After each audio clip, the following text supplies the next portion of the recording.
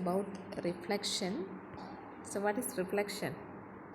Reflection is the ability of a computer program to examine, introspect, and modify its own structure and behavior at runtime. Interception is the ability of a program to examine the type or properties of an object at lifetime. Reflection can be used for observing and modifying program execution at runtime. This is typically accomplished by dynamically assigning program code at runtime. In object-oriented programming languages such as Java, reflection allows inspection of classes, interfaces, fields, and methods at runtime without knowing the names of the interfaces, fields, methods at compile time. Reflection is asking an object to tell you what about its properties and methods and altering those members. Most programming languages can use reflection. Statically typed languages such as Java have little to no problems with reflection. Any dynamically typed languages like PHP or Ruby is heavily based on reflection.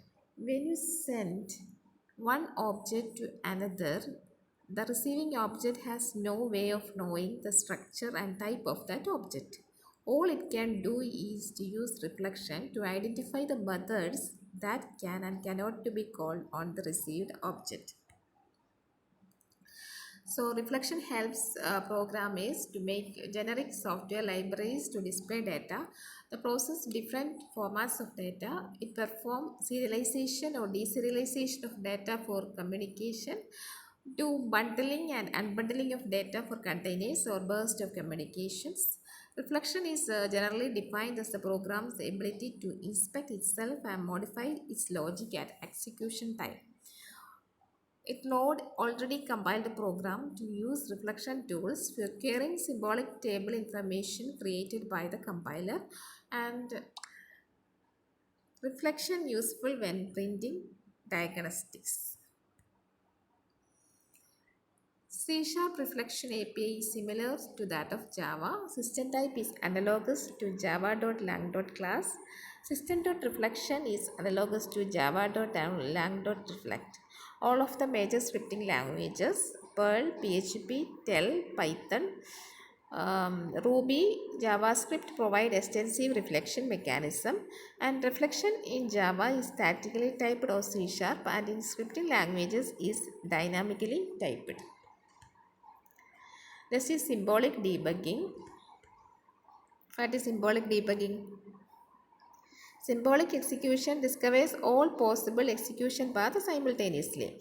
A symbolic debugger knows the address of the symbols and is able to display them in the disassembly. Symbolic execution debugger is a platform for symbolic execution in general and allows to interactively debug programs based on symbolic execution. The adjective symbolic refers to a debugger's understanding of high-level language syntax, the symbols in the original program. Symbolic debugging is built into most programming language interpreters, virtual machines, and integrated program development environments. Also available as standalone tools. Example JNU's GDB. Early debuggers understood assembly language only.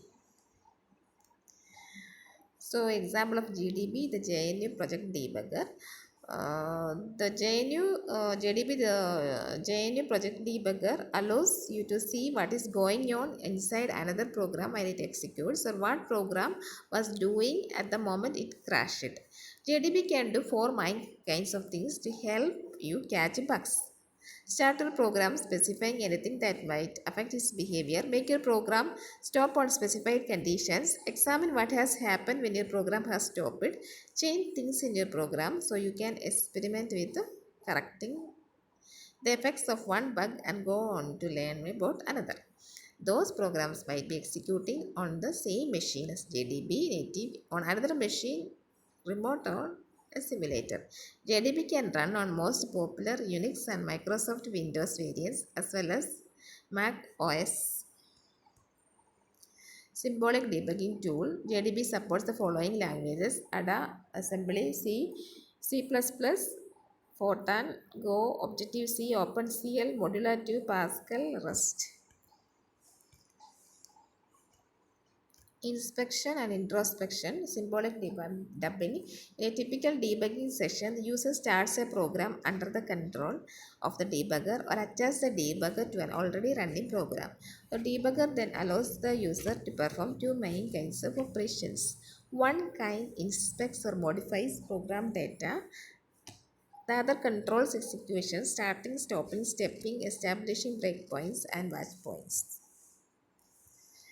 Debugger allows the user to perform two kinds of operations, breakpoint and watchpoint. Breakpoint specifies the execution to stop if it reaches a particular location to the source code. Watchpoint specifies the execution to stop if a particular variable is read or written. Both breakpoints and watchpoints can typically be made conditional so that execution stops only if a particular Boolean predicate evaluates to be true. So both data and control operations also depend on the ability to manipulate a program from outside, to stop and start it, and to read and write its data. Debugger controller can be implemented interpreters dynamic binary rewriting. Some processes provide hardware support. Symbolic debugging, setting a breakpoint. For a conditional breakpoint, debugger evaluates the conditions predicate when the breakpoint occurs. If the breakpoint is conditional, if the condition is true, the debugger jumps to the command loop and waits for user input. If the predicate is false, it resumes the traced process automatically and transparently.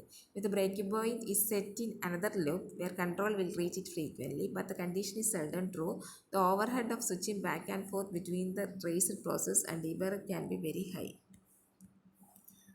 So this is all about this video. I will come with the next video. Till then, bye.